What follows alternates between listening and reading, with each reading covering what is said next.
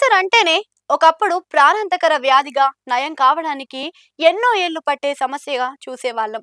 కానీ వైద్య రంగం సాధించిన పురోగతితో ఇప్పుడు కేవలం 4 నెలల్లోనే క్యాన్సర్ను తరిమికొట్టే అద్భుత చికిత్స అందుబాటులోకి వచ్చింది.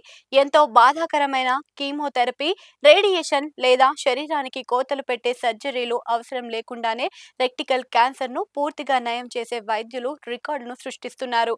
26 ఏళ్ల ఓ యువతిపై జరిగిన ఈ ప్రయోగం ఇప్పుడు ప్రపంచవ్యాప్తంగా క్యాన్సర్ బాధితుల్లో కొత్త ఆశలను చిగురింపజేస్తుంది.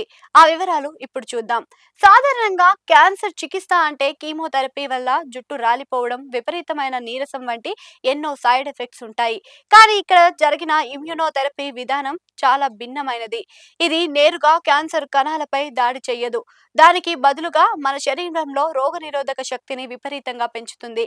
ఇక అలా బలోపేతమైన మన బాడీయే స్వయంగా క్యాన్సర్ కణాలను గుర్తించి వాటిని వెతికి మరీ అంతం చేస్తుంది. ఈ పరిస్థితిలో కేవలం 4 నెలలు చికిత్సతోనే ఆ యువతి శరీరంలో మలనాల క్యాన్సర్ ఆనవాలు లేకుండా మాయమవ్వడం విశేషం. చాలా మంది క్యాన్సర్ రోగులు వ్యాధి కంటే కూడా చికిత్స సమయానికి పట్టే బాధకే ఎక్కువ భయపడుతూ ఉంటారు. రేడియేషన్ వల్ల చర్మం కాలిపోవడం, సర్జరీ తర్వాత కోలుకోవడానికి పట్టే సమయం వంటి ఇబ్బందులు ఏవీ లేవు. ఈ కొత్త చికిత్సలో ఉండవు కూడా. ఇక కేవలం ఇంజెక్షన్లు లేదా టాబ్లెట్ల రూపంలో ఇచ్చే ఈ థెరపీ వల్ల శరీరంపై ఎలాంటి కోతలు ఉండవు.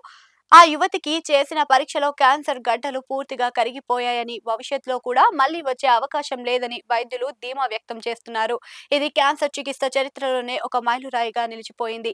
ప్రస్తుతానికి ఈ చికిత్స కొన్ని నిర్దిష్ట రకాల క్యాన్సర్లకు, అది కూడా ప్రారంభ దశలో ఉన్నప్పుడు అద్భుతంగా పనిచేస్తుందని నిపుణులు చెబుతున్నారు. ఇది ఖరీదైన వ్యవహారమే అయినప్పటికీ రాబోయే రోజుల్లో సాంకేతికత పెరిగే కొద్దీ సామాన్యులకు కూడా అందుబాటులోకి వచ్చే అవకాశం ఉంది.